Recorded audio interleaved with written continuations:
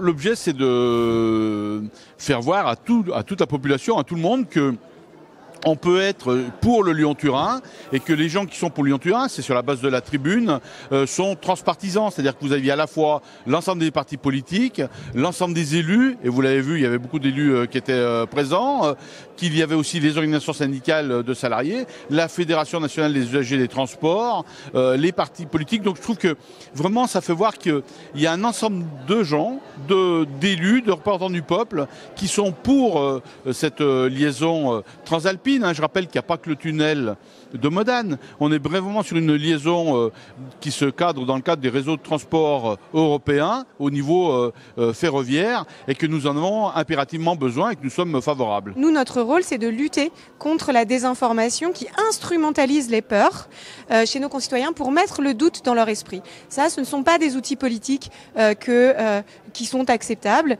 On peut être pour, on peut être contre, mais simplement, il y a la loi, il y a la décision démocratique et c'est le fait que le chantier existe, qu'il soit en cours et qu'il fonctionne.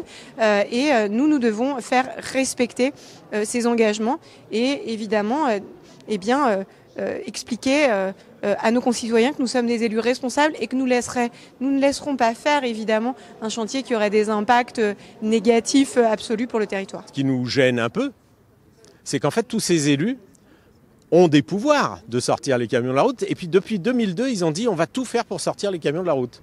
On est en 2022, ils n'ont rien fait. Et nous disons, très simplement, c'est possible de le faire tout de suite avec la ligne existante. Pourquoi ?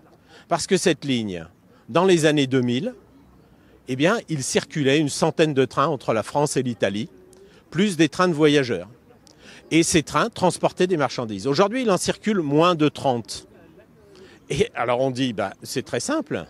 Utilisez le train, montrez que vous savez sortir les marchandises de la route. Si vous utilisiez la voie existante à la hauteur de ce qui était fait dans les années 2000, dans les années 80, où les pentes étaient les mêmes et où la technologie était bien moindre, eh bien nous aurions 900 000 poids lourds en moins aujourd'hui sur la route. Et donc, on n'aurait pas besoin de se poser la question d'une nouvelle infrastructure. Nous, ce qu'on dit, c'est que nous œuvrons pour l'avenir de nos enfants, pour un projet futur.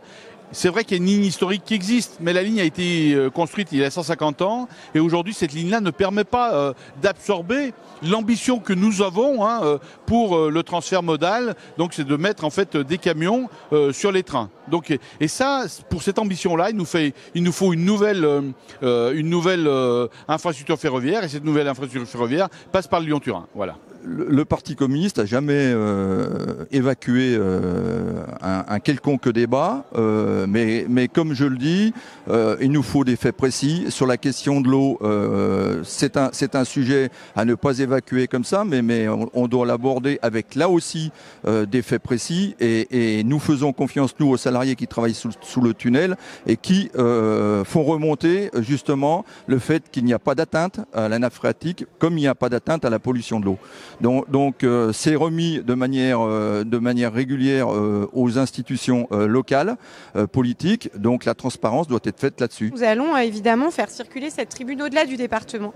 Nous voulions montrer que la représentation démocratique du département était essentiellement pour le Lyon-Turin, face à une agitation qui a lieu un petit peu plus ces dernières semaines. Donc démontrer et rassurer nos concitoyens. Et il n'est pas question de choisir entre l'eau et la pollution. Nous ne voulons plus de pollution, nous voulons que nos enfants vivent dans ces vallées, puissent utiliser le train en étant usagers et que nous ayons une infrastructure de fret qui désengorge nos routes savoyardes.